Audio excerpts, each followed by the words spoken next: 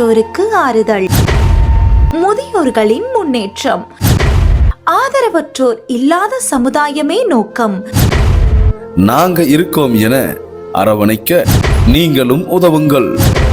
கோவை மாவட்டம் சுல்தான்பேட்டை பகுதியில் செயல்பட்டு வரும் பிரபஞ்ச அமைதி அறக்கட்டளை இதன் செயல்பாடுகள் இப்பகுதியில் அனைவரின் கருணையையும் அன்பையும் பெற்று வருகிறது. ஆதரவற்றோர் இல்லா சமுதாயமே தங்கள் நோக்கம் என்பதன் அடிப்படையில் உருவாக்கப்பட்டுள்ளது இந்த பிரபஞ்ச அமைதி அறக்கட்டளை. தன்னார்வலர்கள், பொதுமக்கள், தொழிலதிபர்கள், அரசியல் பிரமுகர்கள், கூலி வேலை செய்வோர் என பல தரப்பினரும் ஆதரவு கரம் நீட்டுவதால் இப்பகுதியை சேர்ந்த ஆதரவற்ற முதியோர்கள் இந்த ஆசிரமத்தில் அன்றாடம் அவதி இல்லாமல் வாழ்ந்து வருகின்றனர். ஆதரவற்றோர் இல்லாத சமுதாயமே தங்கள் நோக்கம் என்பதன் அடிப்படையில் உருவாக்கப்பட்டது இந்த பிரபஞ்ச அமைதி அறக்கட்டளை. தினசரி காலை குழந்தைகள் போல் எழுந்து நடைபயிற்சி, எக்ஸர்சைஸ், யோகா போன்ற அன்றாட ஆரோக்கிய செயல்களிலும், காலை இட்லி, தோசை, சப்பாத்தி, பொங்கல், பூரி போன்றவைகளும், மதியம் சைவம் மற்றும் அசைவம் என முதியோர்கள் கேட்கும் உணவை வழங்கும் நிலையிலும், இரவு நேரத்தில் இட்லி, தோசை, சப்பாத்தி போன்ற உணவுகளையும் தேவைக்கு தகுந்தாற்போல் வழங்கி முதியோர்களின் உடல் நலத்திற்கு வாரத்திற்கு ஒரு முறை இலவச பரிசோதனைகளுக்கும் மருத்துவர்கள் வந்து செல்வதும் தற்போது இங்கு வாடிக்கையாக உள்ளது. ஆதரவு இல்லாமல் இருக்கும் முதியோர்கள் உங்கள் கண்களில் தென்பட்டால் உடனடியாக அரசு துணையோடு இந்த பிரபஞ்ச அமைதி அறக்கட்டளையில் ஆதரவுக்காக அழைத்தும் வரலாம்.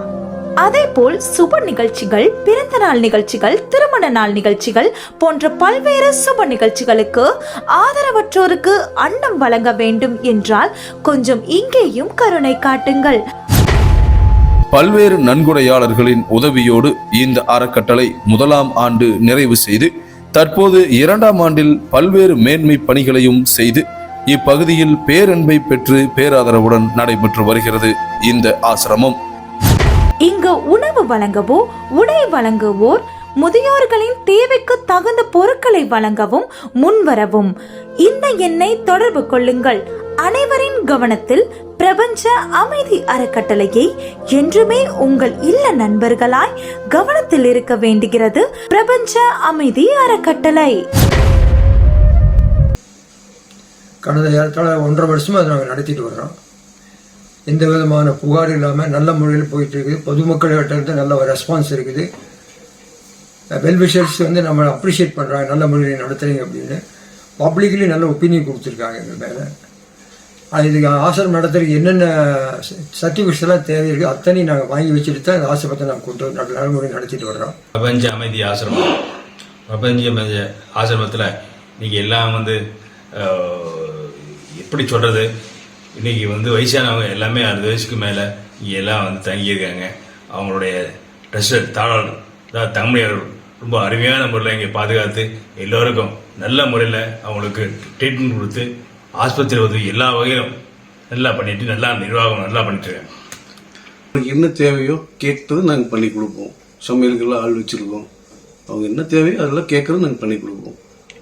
நைட்டு 7-7:30 சாப்பாடு போட்டுருவோம்.